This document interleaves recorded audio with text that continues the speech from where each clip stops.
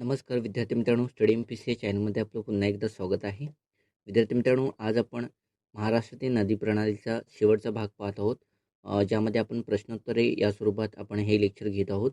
या अगोदर आपण गोदावरी खोरे असेल, तापी, नर्मदा, कोकणातील नद्या, भीमा, कृष्णा या नदी प्रणालीवरती महत्त्वपूर्ण असे आपण क्वेश्चन आन्सर लेक्चर घेतलेले आहेत. जर ते लेक्चर पाहिले नसेल तर पाहून घ्या. आज आपण गोदावरी नदीचे उपखोरे असणाऱ्या वैनगंगा, वर्धा आणि पैनगंगा खोऱ्यावरती प्रश्नोत्तराचा तास आपण यामध्ये घेणार आहोत. तो लेक्चर पूर्ण पहा, इम्पॉर्टंट क्वेश्चन आपण यामध्ये कव्हर करणार आहोत. तत्पूर्वी लेक्चरला सुरुवात करण्या अगोदर जर तुम्ही स्टडी Mpsc या चॅनलला नवीन असाल विद्यार्थी मित्रांनो, तर चॅनल सबस्क्राईब करून ठेवा आणि शेजारी बेल आयकॉन प्रेस करून नोटिफिकेशन ऑल करून ठेवा, जेणेकरून येणाऱ्या प्रत्येक लेक्चरचे अपडेट तुम्हाला त्वरित मिळेल. सो आपण एक एक क्वेश्चन पाहूया. पहिला प्रश्न आहे, कोणती नदी नांदेड व यवतमाळ जिल्ह्याची नैसर्गिक सीमा बनून वाहते? नांदेड व यवतमाळ जिल्ह्याची नैसर्गिक सीमा म्हणून कोणती नदी वाहते असा प्रश्न आहे. ऑप्शनमध्ये दिलेले आहेत. 1 वर्धा आहे, 2 वैनगंगा नदी आहे, 3 पैनगंगा नदी आहे आणि 4 धाम नदी आहे. सो या प्रश्नाचं उत्तर आहे पैनगंगा नदी आहे, ती नांदेड यवतमाळ जिल्ह्याची नैसर्गिक सीमा बनून वाहते. लक्षात ठेवा.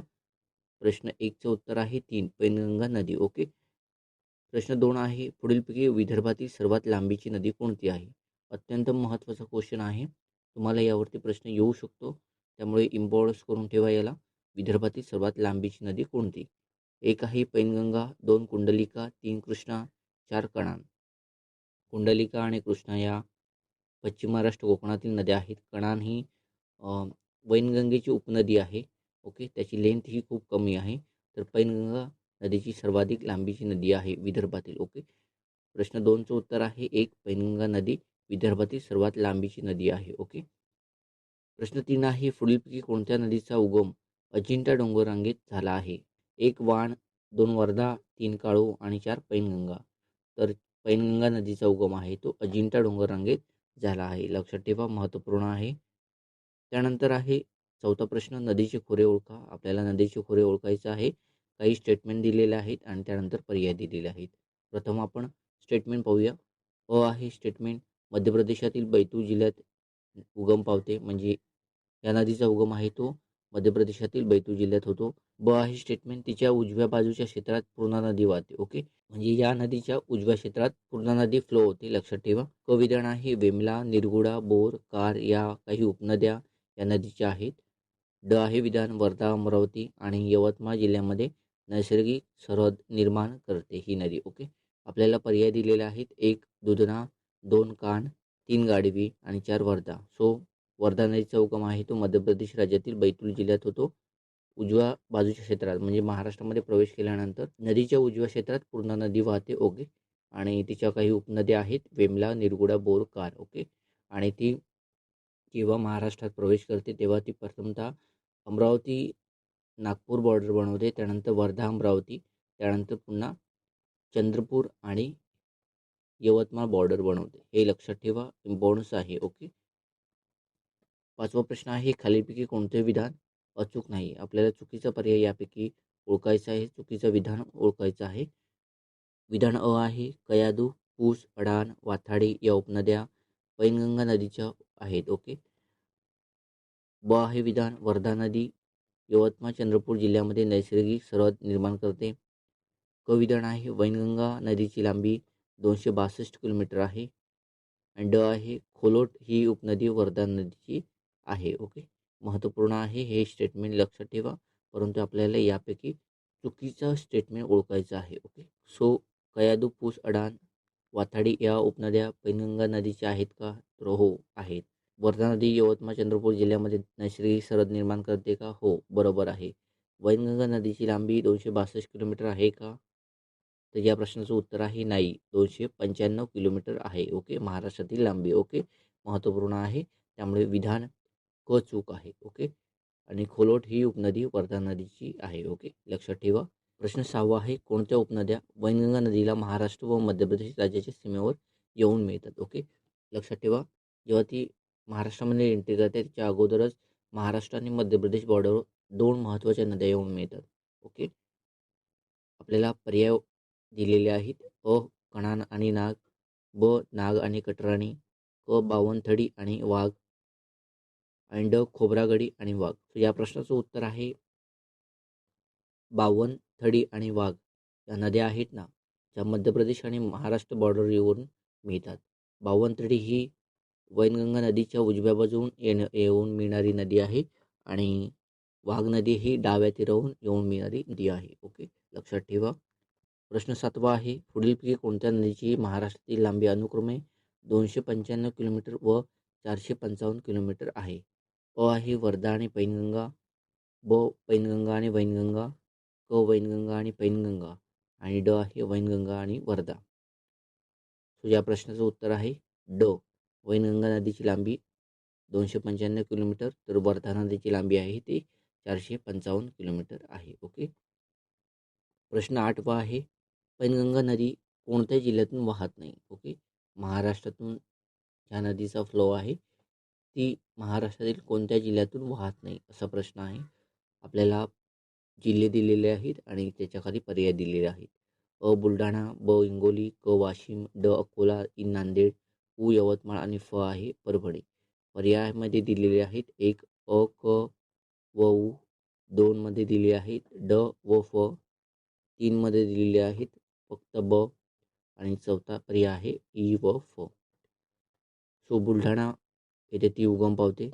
ओके, त्यानंतर वाशिम करते, त्यानंतर हिंगोली करते. ओके, त्यानंतर हिंगोली यवतमाळ बॉर्डर बनवते, त्यानंतर यवतमाळ नांदेड बॉर्डर बनवते. ओके, कोणत्या जिल्ह्यातून वाहत नाही? तर अकोला आणि परभणी या जिल्ह्यातून ही नदी वाहत नाही. ओके, प्रश्न 8व्याचं उत्तर आहे पर्याय 2. ओके, प्रश्न 9वा आहे, वैनगंगा नदी कोणत्या जिल्ह्याची नैसर्गिक सीमा बनून वाहत नाही? ओके, अ भंडारा गोंदिया, ब वर्धा नागपूर, क भंडारा नागपूर, ड चंद्रपूर गडचिरोली. प्रश्न 9व्याचं उत्तर आहे वर्धा व नागपूर या जिल्ह्याची सीमा बनवत नाही. ओके, लक्षात ठेवा. भंडारा गोंदिया बनवते, भंडारा नागपूर बनवते आणि चंद्रपूर गडचिरोली जिल्ह्यांची सरहद निर्माण करण्याचं काम किंवा ती नैसर्गिक सीमा बनून वाहते वैनगंगा नदी. ओके, प्रश्न 10वा आहे, खालीलपैकी कोणती नदी 2 राज्यातून वाहत नाही?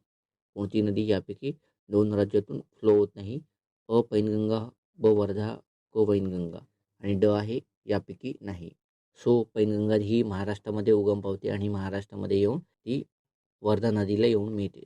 या प्रश्नाचं उत्तर आहे अ. वर्धा नदीचा उगम आहे ब्रिटिश राज्यामध्ये होतो, तर वैनगंगा नदीचा सुद्धा उगम आहे तो शिवनी जिल्ह्यामध्ये मैकल रेंजमध्ये मध्य प्रदेश राज्यामध्ये होतो. प्रश्न 11वा आहे, खालीलपैकी कोणता पर्याय विसंगत आहे? आपल्याला त्यापैकी चुकीचा पर्याय ओळखायचा आहे. अ पर्याय आहे कयाधू प्लस पैनगंगा नदी यांचा संगम चिंचोली, ब आहे पैनगंगा प्लस वाघाडी बरोबर कापेश्वर, क आहे वर्धा प्लस पैनगंगा जुगाड येथे संगम, ड आहे रामगंगा प्लस वैनगंगा रामतीर्थ. यापैकी विसंगत पर्याय आहे तो ड आहे रामगंगा प्लस वर्धा नदीचा संगम आहे तो रामतीर्थ येथे होतो. ओके, लक्षात ठेवा.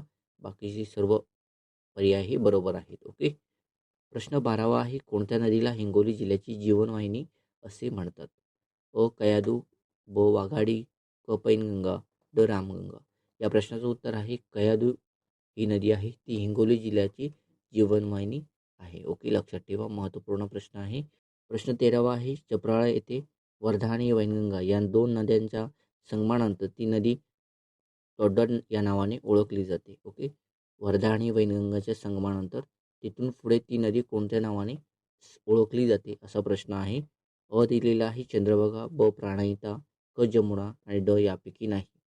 प्राणहिता ही नदी या नावाने ओळखली जाते जेव्हा ती चपराळ येथे वर्धा आणि वैनगंगा नदीचा संगम होतो, त्यानंतर ती प्राणहिता म्हणून ओळखली जाते. ओके, लक्षात ठेवा. आणि ती नंतर पुढे नगरम किंवा सिरोंचा येथे येऊन ती गोदावरी नदीला येऊन मिळते. ओके, प्रश्न 14वा आहे, योग्य जोडा जुळवा. एका बाजूला नदी आणि नदी तीरावरती स्थित असणारी ठिकाण. ओके, अ धाम आहे, ब इरई नदी आहे, क पांगोली, ड वर्धा, आणि दुसऱ्या बाजूला ठिकाणं दिलेली आहेत. 1 पुलगाव, 2 गोंदिया, 3 चंद्रपूर, 4 पवनार. पर्याय दिलेले आहेत, आपल्याला दिलेले आहेत. आपल्याला यापैकी योग्य पर्याय ओळखायचा आहे. ओके, सो योग्य जोडी ओळखायची आहे. सो धाम नदीकाठी पवनार हे ठिकाण स्थित आहे. सो ऑप्शन 2 ही योग्य जोडी आहे. धाम नदीकाठी पवनार शहर, इराई नदीकाठी चंद्रपूर, पांगोली नदीकाठी गोंदिया आणि वर्धा नदीकाठी पुलगाव. ओके, 4, 3, 2, 1. प्रश्न 15 आहे. खालीलपैकी कोणती उपनदी वैनगंगा नदीची नाही? म्हणजे कोणती उपनदी आहे ती वैनगंगा नदीची उपनदी नाही. ओके, एक दिलेले आहे कणान, 2 सूर, 3 गाढवी, 4 कटराणी, 5 पेंच, 6 फोवर, 7 नाग आणि 8 जांब. आपल्याला पर्याय दिलेले आहेत. अ मध्ये फक्त 2, 3 व 6, ब मध्ये फक्त 5 व 8, क मध्ये फक्त 4, 7, 8 आणि ड मध्ये दिलेले आहे फक्त 5 व 7. कणान नदीच्या पेंच व नाग ह्या उपनद्या आहेत. ओके, आणि कणान ही वैनगंगा नदीची उपनदी आहे, लक्षात ठेवा.